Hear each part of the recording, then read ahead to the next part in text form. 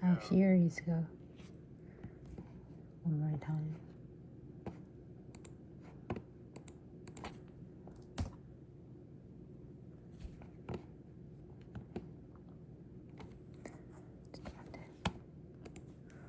Just a moment. A few years ago, I felt like I was stuck in a rut. So I decided to follow the footsteps of the great American philosopher Morgan Spurlock and try something new for 30 days. The idea is actually pretty simple.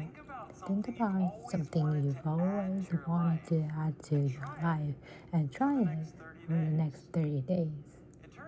It turns out the 30 days is just about the right amount of time to add a new habit or subtract a habit, like watching news from your life.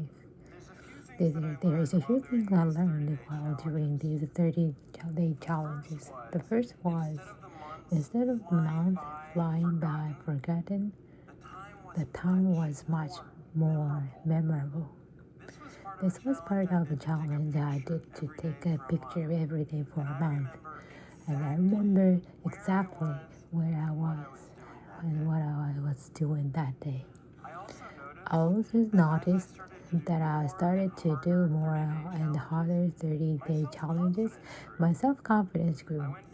I went from desk drawing computer nerd to the kind of guy who backs to work for fun. Even last year, I ended up hiking up mountain, the highest mountain in Africa. I would never have been that adventurous before I started my 30-day challenges. I also figured out that if you really wanted something badly enough, you can do anything for 30 days. Have you ever wanted to write a novel? Every November, tens of thousands of people try to write their own 50,000 words novel from scratch in 30 days. It turns out all that you have to do is write 1660 words a day for a month. So I did. By the way, the secret is not to go to sleep until you've written your words. You might be sleep deprived.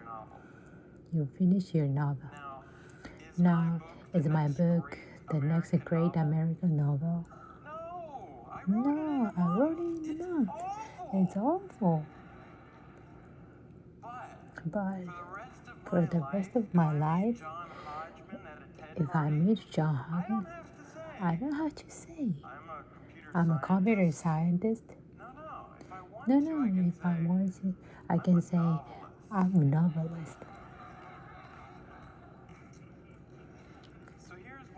So here's one last thing I'd like to. I learned that when I made small, sustainable challenges, things I could keep doing, they were more likely to stick. There is nothing wrong with big, crazy challenges. In fact, there is a ton of fun. But there is less likely to say, when I gave up the sugar for 30 days, day 31 looked like this. So here's my question to you. What are you waiting for? I guarantee your next 30 days are going to pass whether you like it or not.